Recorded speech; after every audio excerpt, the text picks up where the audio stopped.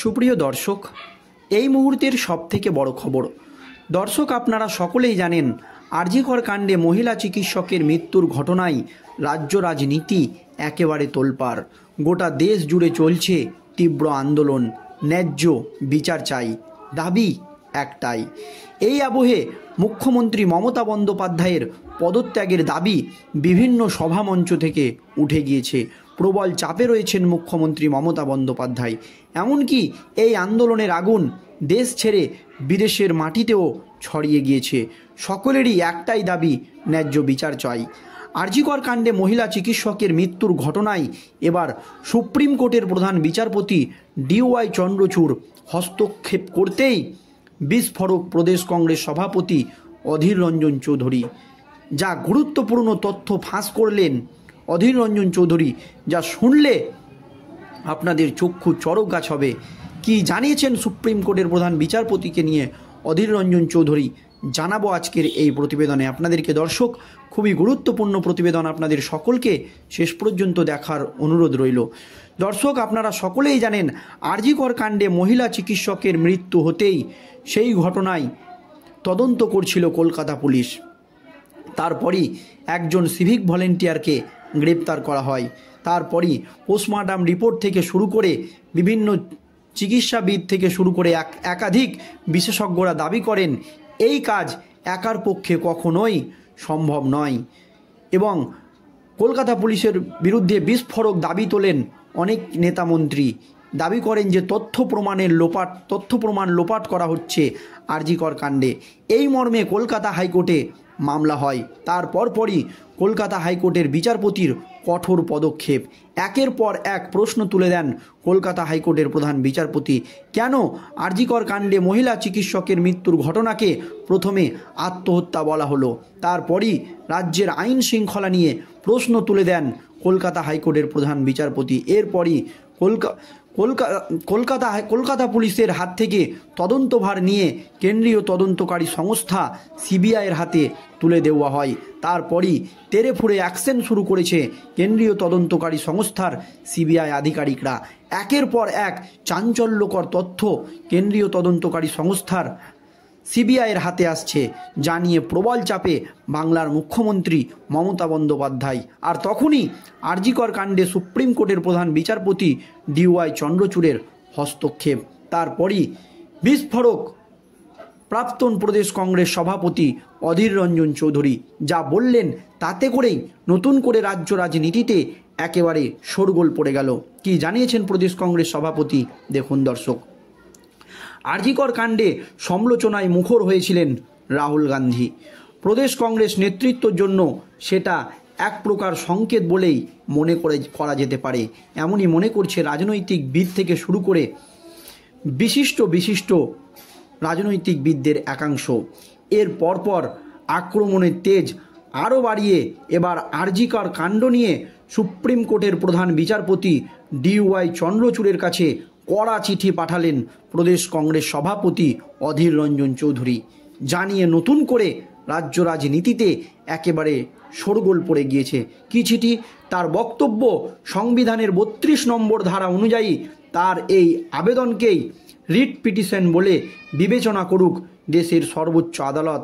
এমনকি সুপ্রিম কোর্টের প্রধান বিচারপতির নেতৃত্বাধীন ডিভিশন বেঞ্চ এই দাবি করেছেন প্রদেশ কংগ্রেস সভাপতি অধীর রঞ্জন চৌধুরী।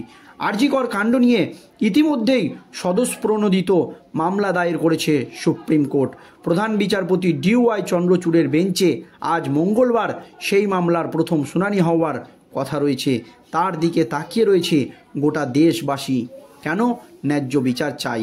তারই মধ্যে প্রধান বিচারপতিকে এই চিঠি পাঠিয়েছেন অধীর রঞ্জন চৌধুরী। সূত্রের খবর, চিঠিতে 10 দফা প্রশ্ন তুলেছেন লোকসভার প্রাক্তন অধ্যক্ষ এবং কংগ্রেস দলনেতা। কঠোর 10টি দাবি তিনি তুলেছেন। কি দাবি দেখুন।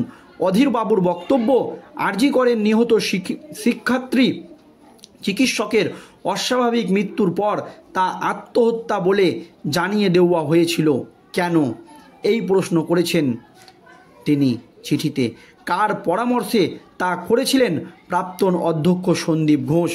এই প্রশ্ন জানতে চেয়েছেন প্রদেশ কংগ্রেস সভাপতি অধীর রঞ্জন চৌধুরী। 2, আরজি করের নির্যাতিতার মরদেহ ওই হাসপাতালেই ময়না তদন্ত করা হলো কেন, এই প্রশ্ন তুলে দিয়েছেন। এর পেছনে কি কোনো উদ্দেশ্য রয়েছে? 3 ঘটনার পর দেখা যায় শাসক দলের প্রাক্তন মন্ত্রী নির্মল মাঝি আরজি করে গিয়েছিলেন। কেন সেখানে গিয়েছিলেন তিনি, কি উদ্দেশ্য ছিল তার, এই প্রশ্নও তুলেছেন প্রদেশ কংগ্রেস সভাপতি অধীর রঞ্জন চৌধুরী। সূত্রের খবর, চিঠিতে অধীর আরও বলেছেন, তদন্ত শুরু হওয়ার পরপরই ছাড়িয়ে দেওয়া হয় যে অপরাধের নেপথ্যে একজন ব্যক্তি রয়েছে, সে অপরাধ কবুল করেছে, অথচ গোড়া থেকে বারবার অভিযোগ উঠছে যে এই অপরাধ কারো পক্ষে একা করা সম্ভব নয়। এই দাবি করছে বিশিষ্ট চিকিৎসাবিদ থেকে শুরু করে ফরেনসিক দলের লোক থেকে শুরু করে অনেকেই। অধীরের এও বক্তব্য, সেমিনার হলে মরদেহ পাওয়া যায়, সেখানে বিশেষ কোনো আসবাব ছিল না, তারপরেও হেডফোন কেবল খুঁজে পেতে দেরি হলো কেন?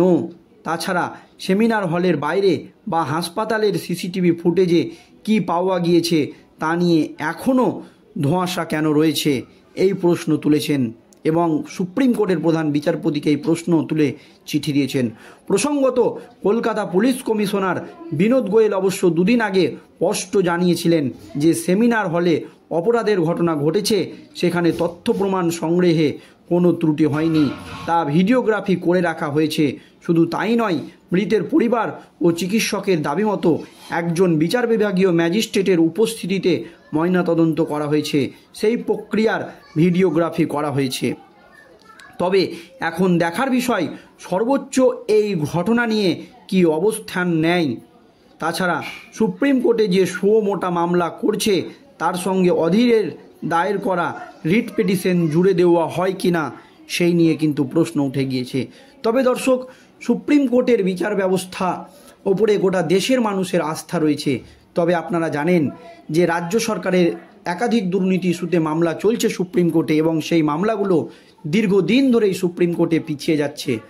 আপনারা জানেন ডিএর মতো গুরুত্বপূর্ণ মামলা সুপ্রিম কোর্টে পিছিয়ে যাচ্ছে, দীর্ঘদিন ধরে পিছিয়ে যাচ্ছে জানিয়ে প্রশ্ন তুলেছিলেন কলকাতা হাইকোর্টের প্রাক্তন বিচারপতি তথা তমলুক লোকসভা কেন্দ্রের বিজেপি সাংসদ অভিজিৎ গঙ্গোপাধ্যায়। তাহলে এই আরজিকর কাণ্ড আজকে শুনানি রয়েছে, সেই দিকে সকলেরই নজর রয়েছে, কিন্তু এই মামলাও সুপ্রিম কোর্টে দীর্ঘদিন পিছিয়ে যাবে না তো?